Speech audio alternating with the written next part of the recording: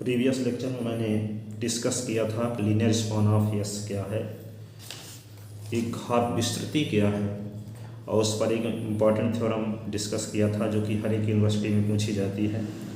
आज उस पर आधारित 6 प्रॉपर्टी डिस्कस करने वाले हैं जिसको कोरोलरी कहते हैं। उनमें से पहली कोरोलरी ये है, कल डिस्कस हम ये किए थे कि जैसे लीनियर स्पान क्या होता है। यहाँ पे वी एफ फील्ड एफ पर एक वेक्टर स्पेस है, आई एस क्या है, वी एफ का एक नॉन इम्पैटिव सबसेट है। तो वी एफ के जो एलिमेंट एस के वेक्टर के एस के फाइनाइट वेक्टर के लीनियर कॉम्बिनेशन के फॉर्म में लिखे जा सकते हैं, वे लीनियर स्पान ऑफ एस के एलिमेंट कहलाते हैं। और लीनियर स्पान ऑफ एस क्या है, एस को कंटेन करने वाला वी एफ का सबसे स्मॉलेस्ट वेक्टर सब स्पेस होता है।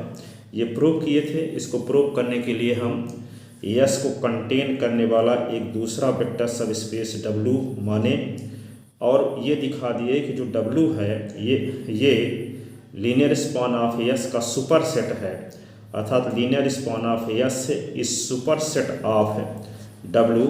इससे ये प्रमाणित हो गया कि लीनियर स्पान ऑफ एस को कंटेन करने वाला वी एफ का सबसे स्मॉलेस्ट वेक्टर सब स्पेस होता है। इसके आगे हम एक थ्योरम डिस्कस करने वाले हैं कि जो W1 और W2 दो वेक्टर सब स्पेस हैं वी एफ के, W1 और W2 वी एफ के दो वेक्टर सब स्पेस हैं।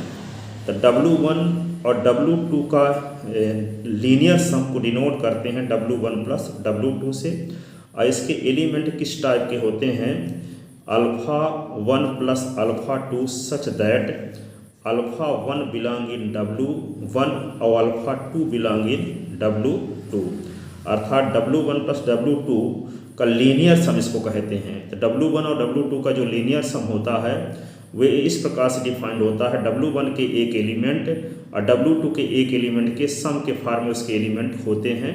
और इसको भी हम प्रीवियस लेक्चर में प्रूव कर चुके हैं कि W1 और W2 का जो लीनियर सम है वह भी वेक्टर सब स्पेस होता है। अब हमको ये प्रूव करना है कि W1 प्लस W2 का जो लीनियर सम है, W1 प्लस W2 का जो लीनियर सम है वह linear span of W1 union W2 के इक्वल है। ये प्रूव करना है। W1 और W2 का जो लीनियर सम है वह linear span of W1 union W2 के इक्वल है।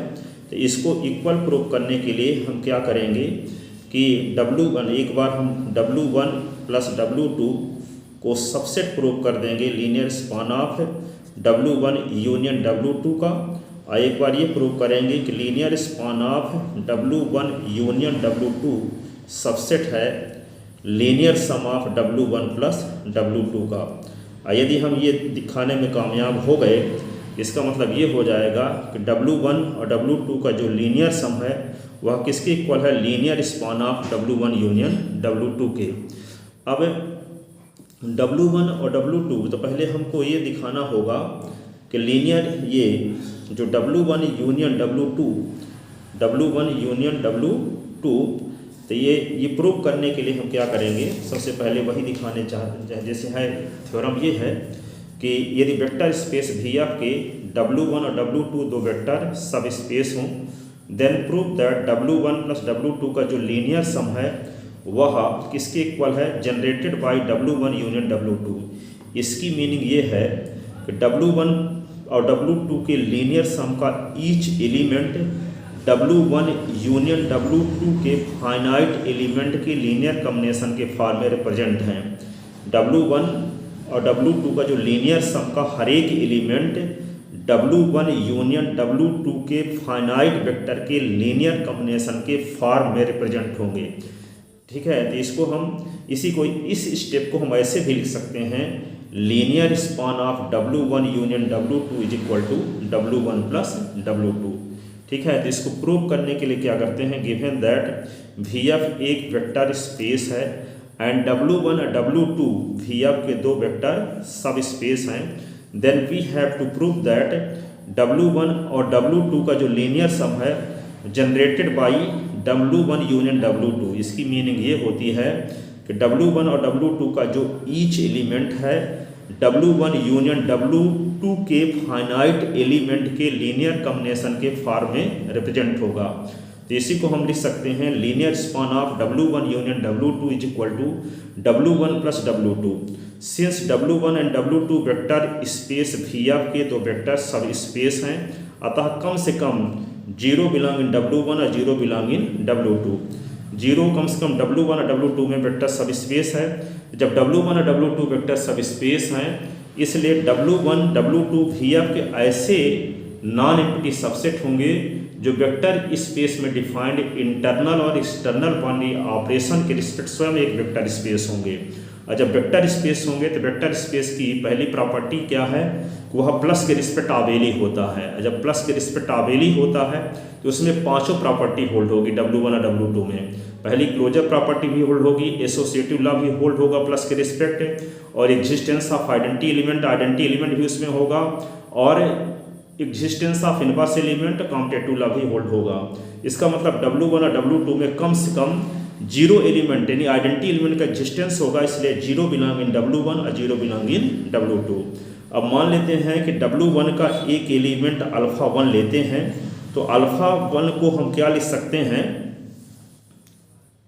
Alpha 1 plus 0 vector.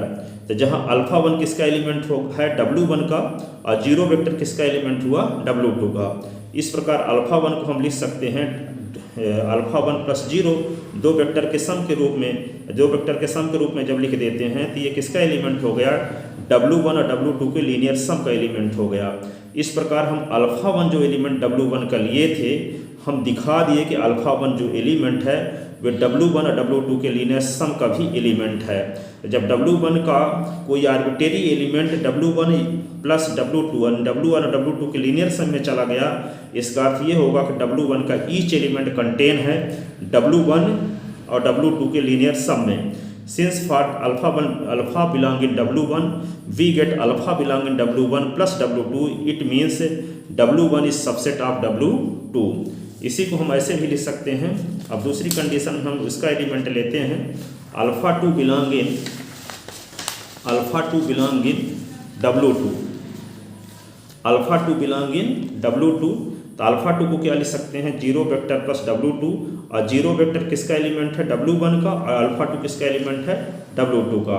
इस प्रकार जो अल्फा 2 हम W2 का एलिमेंट लिए थे, तो अल्फा 2 को हम ये दिखा दिए कि वह W1 प्लस W2 यानी W1 और W2 के लीनियर सम का एलिमेंट है। तो जब अल्फा 2 W2 का आर्बिट्रेरी एलिमेंट था, वह एलिमेंट W1 और W2 के लीनियर सम में चला गया। इसका अर्थ ये हुआ कि W1 W2 का ईच एलिमेंट कंटेन होगा W1 और W2 के लीनियर सम में।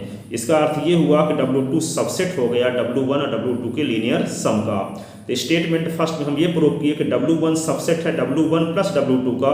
यहाँ हम दिखा दिए कि W2 सबसेट है W1 और प्लस W2 का। तो स्टेटमेंट फर्स्ट और सेकंड के दोनों साइड के यदि हम यूनियन कर दें तो W1 यूनियन W2, तो यहाँ W1 plus W2 union W1 plus W2, और इक्वल सेट का जब यूनियन करेंगे तो वही सेट आता है। तो यहाँ W1 यूनियन W2, तो यहाँ पर W1 प्लस W2 हो गया।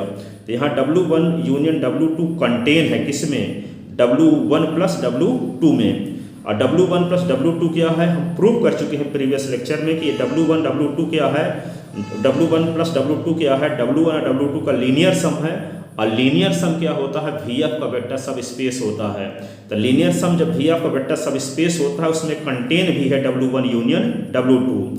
अब हम ये भी कल इस प्रीवियस लेक्चर में प्रूव कर चुके हैं कि लीनियर स्पान ऑफ S भी वेक्टर सब स्पेस होता है VF का। तो W1 प्लस W2 भी वेक्टर सब स्पेस है। Linear span of W1 union W2 भी वेक्टर सब स्पेस है। इन दो वेक्टर सब स्पेस में कौन वेक्टर सब स्पेस बड़ा होगा, कौन छोटा होगा। तो कल की थ्योरम में हम ये प्रूव किए थे कि लीनियर स्पान ऑफ S को कंटेन करने वाला VF का सबसे स्मॉलेस्ट वेक्टर सब स्पेस होता है। और यहाँ W1 यूनियन W1 और W2 के लीनियर सम में कंटेन भी है, और ये भी वेक्टर सब स्पेस है। और linear span of W1 union W2 भी W1 यूनियन W2 को कंटेन करता है, और वे भी VF का वेक्टर सब स्पेस है। तो दो वेक्टर सब स्पेस आ गए, एक linear span of W1 union W2 और एक W1 W2 का लीनियर सम। ये दोनों वेक्टर सब स्पेस हैं। दोनों में W1 प्लस W2, W1 और W2, यहाँ पे देखिए कि W1 और W2 के लीनियर सम में भी W1 यूनियन W2 कंटेन है, और linear span yes W1 union W2 में भी कंटेन होता है। यस W1 यूनियन W2, क्यों? कल थ्योरम ये प्रूव किए थे, यस कंटेन होता है किसमें? लीनियर स्पान ऑफ यस में। यस कंटेन होता है लीनियर स्पान ऑफ यस में। तो linear span of W1 union W2 में कंटेन होगा क्या? W1 यूनियन W2 कंटेन होगा। अब यहाँ पे ये भी वेक्टर सब स्पेस है। अब यहाँ दिखाए हम कि W1 यूनियन W2 भी कंटेन है W1 प्लस W2 में। अब ये भी वेक्टर सब स्पेस है, ये भी वेक्टर सब स्पेस है। क्यों? क्योंकि W1 और W2 का जो लीनियर सम है VF का वेक्टर सब स्पेस होता है, और linear span of W1 union W2 भी VF का वेक्टर सब स्पेस होता है। इसमें भी कंटेन है W1 यूनियन W2, इसमें भी कंटेन है W1 यूनियन W2। तो दोनों में कंटेन है, दोनों वेक्टर सब स्पेस हैं। तो इनमें से कौन वेक्टर सब स्पेस बड़ा होगा? तो हम जानते हैं कि लीनियर स्पान ऑफ यस जो होता है VF का सबसे स्मॉलेस्ट वेक्टर सब स्पेस होता है। तो VF के जितने वेक्टर सब स्पेस होंगे वे सब सुपर सेट हो जाएंगे। इसका मतलब सबसे छोटा वेक्टर सब स्पेस कौन होगा? Linear span of W1 union W2। अर्थात ये वेक्टर सब स्पेस क्या होगा? सबसे छोटा होगा इसकी तुलना में, अर्थात ये सुपर सेट होगा इस linear span of W1 union W2 का। या ये बोल सकते हैं कि linear span of W1 union W2 subset होगा W1 और W2 के लीनियर सम का। तो इसी चीज़ को हम प्रूव करेंगे, यहाँ पे यही दिखाने वाले हैं। But we know that W1 और W2 VF का क्या है? वेक्टर सब स्पेस है। अर्थात W1 और W2 VF का वेक्टर सब स्पेस इस प्रकार का है जिसमें W1 यूनियन W2 कंटेन है। यहाँ दिखा दिए कि W1 union W2 W1 plus W2 में कंटेन है। Now we have to prove that W1 plus W2 is equal to linear span of W1 union W2। तो हमको ये प्रूव करना है कि W1 और W2 का जो लीनियर सम है वह linear span of W1 union W2 के इक्वल है। तो इसका हम कोई एक एलिमेंट लेते हैं, इसका कोई आर्बिट्रेरी एलिमेंट लेते हैं W1 और W2 के लीनियर सम का। तो जब W1 W2 के लीनियर सम को कोई एलिमेंट लेंगे तो वह इसका हर एक एलिमेंट W1 के एक एलिमेंट W2 के एक एलिमेंट के सम के फॉर्म में होगा। तो अल्फा हम एक एलिमेंट लेते हैं W1 प्लस W2 का, तो ये किस रूप का होगा? अल्फा 1 प्लस अल्फा 2 का, जहाँ की अल्फा 1 W1 का एलिमेंट होगा, अल्फा 2 W2 का एलिमेंट होगा। तो where alpha 1 belong in W1, alpha 2 belong in W2। और जब अल्फा 1 W1 का एलिमेंट है, अल्फा 2 W2 का एलिमेंट है, तो अल्फा 1 अल्फा 2 W1 और W2 के यूनियन का भी एलिमेंट होगा। जैसे यहाँ पे इस सेट A में A एलिमेंट है, सेट B में ये B एलिमेंट है, A बिलोंग इन A और B बिलोंग इन B। तो A यूनियन B में कौन कौन एलिमेंट आएंगे? कम से कम A कामा B। तो A B belong in A union B। तो यहाँ alpha 1 belong in W1, alpha 2 belong in W2। तो अल्फा 1 कामा अल्फा 2 बिलोंग करेगा किसमें? W1 यूनियन W2 में। तो यहाँ अल्फा 1 अल्फा 2 को निम्न प्रकार से लिख सकते हैं। कैसे लिख सकते हैं? Alpha 1 plus alpha 2 is equal to 1 into alpha 1 1 into alpha 2। और 1 क्या है? फील्ड का एलिमेंट है, और ये भी 1 भी फील्ड का एलिमेंट है।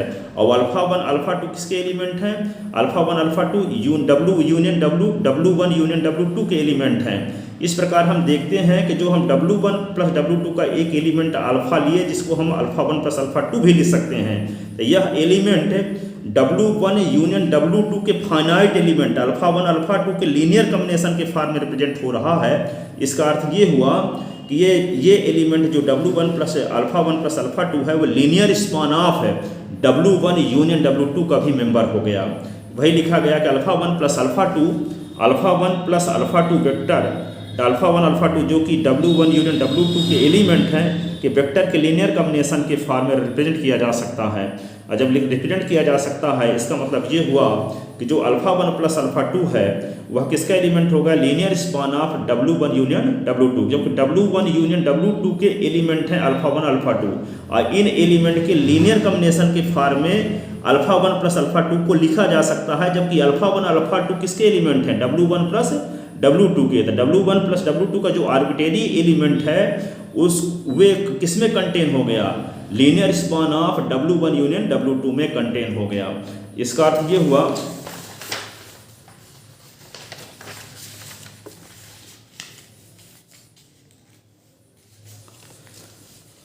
तो alpha 1 plus alpha 2 belong in linear span of W1 union W2। इस प्रकार alpha 1 plus alpha 2 belong in W1 plus W2 के लिए हम पाते हैं कि अल्फा 1 प्लस अल्फा 2 जो बिलोंग कर गया linear span of W1 union W2, तो अल्फा W1 प्लस W2 जो W1 और W2 का जो लीनियर सम है वो सबसेट हो गया linear span of W1 union W2 का। अब ये इक्वेशन थर्ड आ गया। यदि हम ये दिखा दें कि linear span of W1 union W2 subset हो जाए W1 और W2 के लीनियर सम का, तो ये दोनों एक दूसरे के सबसेट हो जाएंगे, तो दोनों इक्वल हो जाएंगे। But we know that linear span of W1 union W2 VF का सबसे स्मॉलेस्ट वेक्टर सब स्पेस है जिसमें W1 यूनियन W2 कंटेन है। अर्थात linear span of W1 union W2 subset होगा W1 प्लस W2 का, जो पहले बताया था कि linear span of W1 union W2 भी वेक्टर स्पेस है, वेक्टर सब स्पेस है, और W1 और W2 का लीनियर सम भी वेक्टर सब स्पेस है। तो लीनियर स्पान ऑफ S के बारे में हम जानते हैं कि वे सबसे स्मॉलेस्ट वेक्टर सब स्पेस होता है, इसलिए जो दूसरा वेक्टर सब स्पेस है W1 और W2 का जो लीनियर सम वो क्या होगा, इसका लीनियर स्पान वाले का सुपर सेट होगा। और जब सुपर सेट होगा तो यहाँ हम दिखाए कि W1 और W2 का जो लीनियर सम है वो सबसेट है linear span of W1 union W2 का। यहाँ दिखा दिए कि linear span of W1 union W2 subset है W1 और W2 के लीनियर सम का। तो इक्वेशन थर्ड और फोर्थ से, ये स्टेटमेंट थर्ड और फोर्थ से हमको क्या मिला, ये दोनों सेट एक दूसरे के सबसेट हो गए। और जब दो सेट एक दूसरे के सबसेट हो जाते हैं तो दोनों इक्वल सेट होते हैं।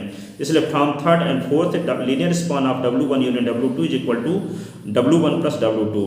W1 इसी को हम ये बोलते हैं कि W1 प्लस W2 का each element W1 union W2 के फाइनाइट वेक्टर के लीनियर कॉम्बिनेशन के फॉर्म में लिखा जा सकता है। तो इसी को हम ये जब W1 यूनियन W2 के फाइनाइट वेक्टर के लीनियर कॉम्बिनेशन के फॉर्म में W1 प्लस W2 का ईच एलिमेंट लिखा जा सकता है, तो इसी स्टेटमेंट को हम ऐसा भी बोलते हैं कि W1 plus W2 generated by W1 union W2। अर्थात W1 यूनियन W2 के फाइनाइट एलिमेंट के लीनियर कॉम्बिनेशन के फॉर्म में W1 प्लस W2 का ईच एलिमेंट रिप्रेजेंट किया जा सकता है। अर्थात W1 प्लस W2 का ईच एलिमेंट जनरेट हो रहा है W1 यूनियन W2 के फाइनाइट एलिमेंट के लीनियर कॉम्बिनेशन के फॉर्म में। अर्थात W1 प्लस W2 का each element W1 union W2 के फाइनाइट एलिमेंट के लीनियर कॉम्बिनेशन के फॉर्म में रिप्रेजेंट किया जा सकता है। इसी स्टेट को लिखते हैं कि W1 plus W2 is generated by W1 union W2, या ये लिखते हैं linear span of W1 union W2 is equal to W1 और W2 का लीनियर सम। Hence prove.